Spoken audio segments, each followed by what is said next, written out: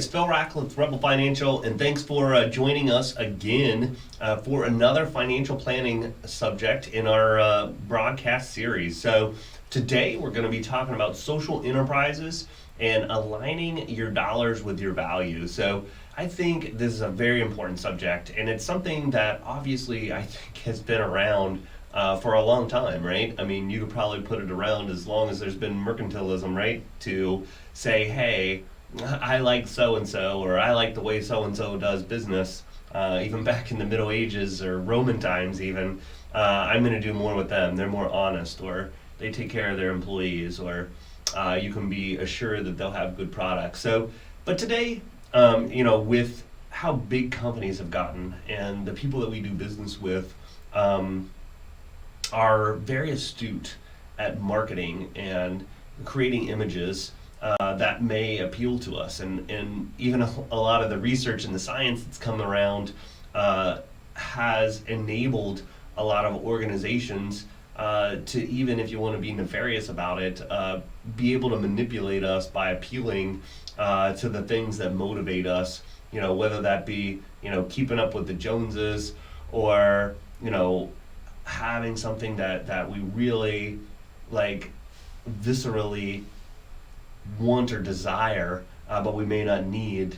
There are all kinds of things in how we word it, or use emotions, or blanket and remarket, and find out our behaviors and activities. So I wanted to talk about getting into the details of saying, how do we get back to the simplicity, right? That old thing, that KISS, keep it simple, stupid. That simplicity of saying, I want to do business with people that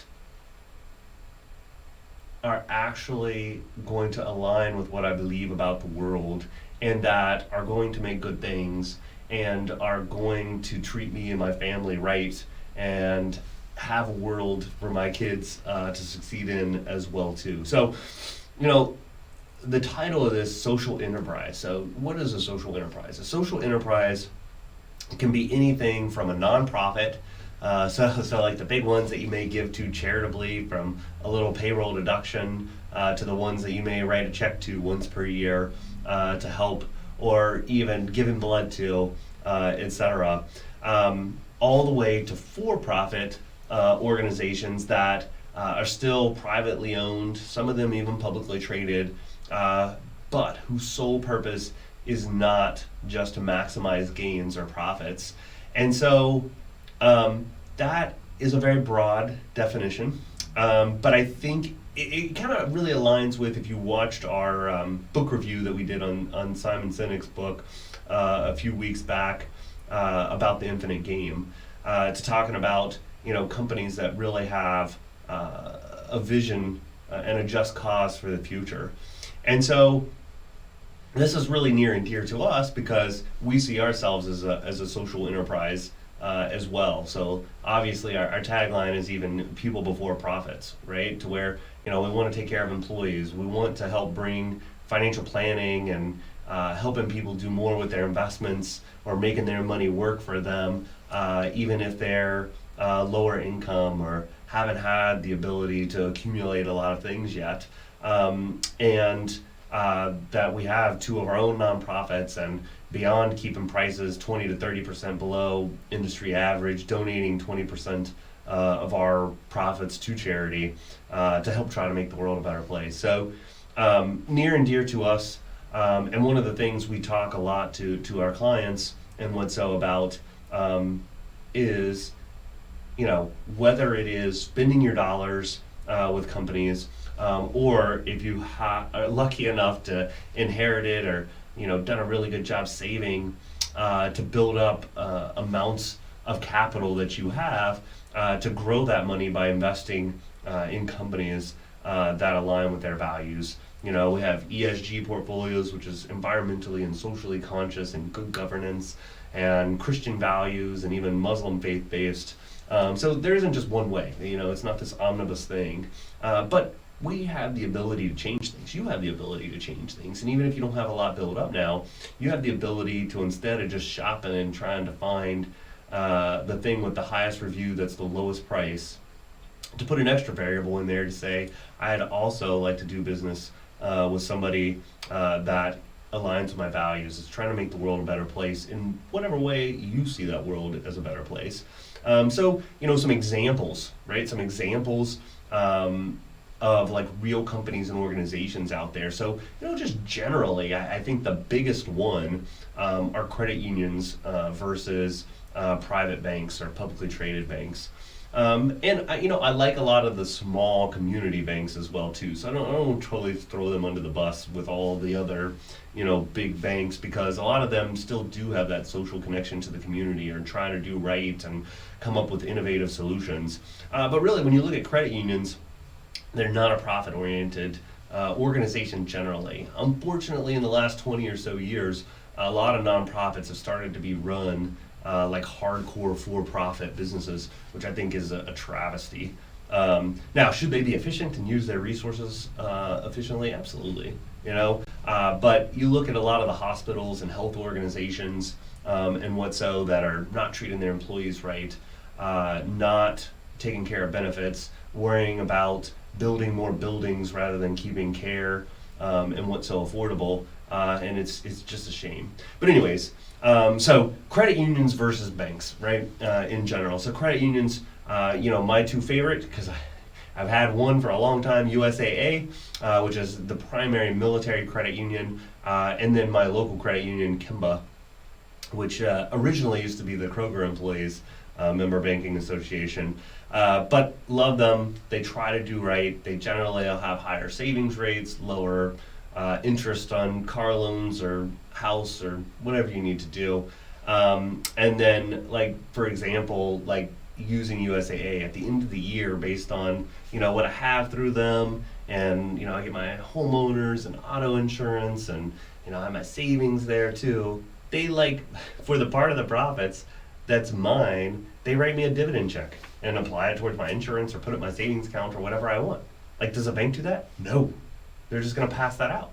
And then they'll do crazy overdraft fees and stuff to make more money for shareholders at the expense of the people they're supposed to be serving, right? So I think in general, like, you just think about that. I mean, like, who would you want to align with? Somebody that's punitive, trying to maximize money for some, other owners over here that's their primary concern, or this organization right here that's owned by the members that's just trying to do better by them. Now, may they have sometimes, more bureaucratic challenges and what so? Maybe. But again, it's values, right? I just would like those organizations to take better care of their employees. I would like when they have the opportunity to charge someone 4% for a VA loan, but really what they needed to run the organization was only 3%. They take care of those veterans and do the right thing, and you're much more likely to find that in those type of organizations. So, is this a new thing? No, it's not new. Credit unions been around for a long time. Savings and loans have been around for a really long time. It's a Wonderful Life, right? Black and white. That was a savings and loan. All the people in the community loaning to each other instead of the bad omnibus huge bank that just wanted to maximize profits and then foreclose on them during the Depression. And then even beyond that, one that still exists today and still does a great job, Goodwill, right? That's 1902, right? And so, is everything free? Is it just donations? No, people pay, but it's run to help people have better lives and have access to things and reduce waste. And it's great. Patagonia is a newer organization that's pretty resilient and outspoken about doing the right thing and not just making the cheapest things, reducing waste, taking care of the environment. Ben and Jerry's, who doesn't like ice cream, right? They're a B corporation. We're going to talk about that more in a little bit. Every Table, a newer company trying to help make meals and solve food desert problems. There are lots of companies out there, and if you have a choice on how and who you buy from, sometimes just knowing some of these companies are taking the extra step to just say, do I want to buy this from Procter and Gamble, or this product from this, maybe it's even an Amazon marketplace, but they made it from 60% recycled materials and it's only like per unit 0.02 cents higher, right? per unit. And so you might say, well, you might not think that makes a difference, but it absolutely does. And if everybody does things like that, it's going to make a huge difference in the world. So let's dig into the next thing: is B corporations. And B corporations, it's kind of a movement. So it kind of comes from, if you incorporate your business, you have a C corp, right? That is kind of an IRS legal type entity structure. We're an LLC. You can have S corps. There obviously most people are just individual sole proprietors or partnerships, but corporations, right? So B Corp, standing for, kind of being accountable and sustainable for the future and trying to do right by different stakeholders. So, we're going to play this video. It's kind of a marketing video. It's a minute and some change long, just so you can get an idea of what it's about. So let's go ahead and roll that real quick. We have a dream that one day all companies will compete not only to be the best in the world, but the best for the world. Others share this dream and have begun to turn the dream into a community. This community signed a declaration of interdependence and invited others to join them. Now more than 900 companies from 29 countries are turning our community into a global movement to redefine success in business. B corporations use the power of business to solve social and environmental problems. An eyewear company that disrupts an industry and serves the poor. A food service company that serves over 1 million meals to low-income public school students every week. A manufacturer that goes green and helps workers move from welfare to a career. An online bookseller that recycles used books and funds local libraries and global literacy. An outdoor apparel company that stewards the environment. An ice cream company that maintains its mission post-sale. B Corp is a certification that helps consumers identify these changemakers, and investors make money and make a difference. As a community, we are passing laws across the country, creating a new kind of company that serves society and shareholders. We are leading a global movement of people using business as a force for good. Join us. Be the change. All right, hope you enjoyed that. Again, like I said, it's kind of more marketing, but obviously through this, we'll put a link and you can actually see, the certification standard and what these companies go through and what they believe in general, and trying to standardize that to, let's take control back of our capitalism. I think there's a lot of fear out in society now that we're going to go socialist or these people are communists. And obviously, we don't want to turn into, any of those failed states like USSR or Cuba or what so.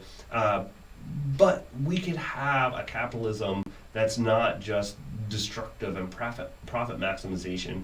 We can get back to kind of the smaller community things that were good, even though we have these awesome companies with economies of scale that are trying to take care of all stakeholders. So, find those companies. Once you find them, you can kind of lean back on that. I think as we continue to go forward and we have opportunity, to ask for recommendations like people do on social media, like Facebook or wherever, to say, hey, I need this type of thing. Can anybody have any recommendations? That could be out there. Like, hey, I am trying to find an alternative to Tyson chicken, that's affordable. Does anybody have any recommendations? And they're like, oh yeah, go down to this, local one down there, and it's only this much more per this, and those are local chickens that are free range and this and that. Who knows, but it doesn't take that much more, and who knows, maybe you make a new friend or have a new connection in the community, etc. So, I think I mentioned most of the things, like why do this? Take care of all stakeholders, whether that's employees, the environment, and companies that are in the business of service. And not to make a marketing scam out of acting like you're for people, but to really have a business, no matter what you do, whose end state is to take care of the people that interact with the business, the people that consume what the business creates, for the world that company is going to leave behind, and the next generation, etc. So, lastly, we'll probably do another version of this. You can check out our website. But if you already have assets accumulated, you can absolutely invest them per your values. And I'm actually going to do another financial planning subject, which will be for February, that's going to talk about the future of investing. And a lot of it's going to talk about direct indexing and some of the artificial intelligence that's coming out, fractional shares, and there is going to be some really cool things coming to where we can actually not just be in this big omnibus values-based category, but you could say, what's important to you? You could say, that abortion or women leadership in companies or the environment. And even with environment, we can break it up into different things from deforestation to carbon emissions. You can pick the things that are important to you, and then we can build it into the portfolio. And that's huge to be able to customize per every individual person. And then also to be able to build in with AI, to be able to build in the proxy voting so that we can actually exercise our ability to be the owners of these companies that are publicly traded, to tell them what to do, what's right and what's wrong, not just what's legal and illegal, but who we want to be the leaders of those companies and the things that they do, etc. And I think the compilation of these things together, I think over the next 10 to 15 to 20 years, hopefully, you're going to see a lot of change for the better. Because before you just didn't have a lot of people voting at these proxy meetings and stuff, except for big rich people that really were just primarily trying to maximize profits, and the fund companies, since most of us use mutual funds since it's hard to buy the individual stocks, that just voted whatever the board wanted. And that's why executive compensation is out of control. These companies have gotten in a lot of legal problems, even though they were founded on good values and principles and have good vision and value statements, but they're not necessarily living up to them. So, you are obviously an important part of making that happen, and you do have the power to change things. And as more of us do and exercise these, it's going to be very powerful. Even though none of us are individually very wealthy or feel ourselves as being powerful, we are together. So I hope you enjoyed this. It's obviously possible to do these things. I hope that you take some initiative to do it. If there's anything that we can ever do to help, you let us know. We're here for you. Coming up, next we're going to have Chris Asman with Studium coming up, making an awesome platform for students to be able to collaborate, share knowledge, etc. Then our next book review is going to be Atomic Habits. So hopefully you're reading that and going to catch up and be able to follow along, comment, carry that discussion forward. And then the week after that, which will be the 29th, we'll be doing that Future of Investing coming up. So that's just 3 weeks away. So hope you guys are having an awesome start to the new year. Looking forward to definitely a better year than 2020. If you've noticed my pop-up art up there, stay classy and have a good weekend, America.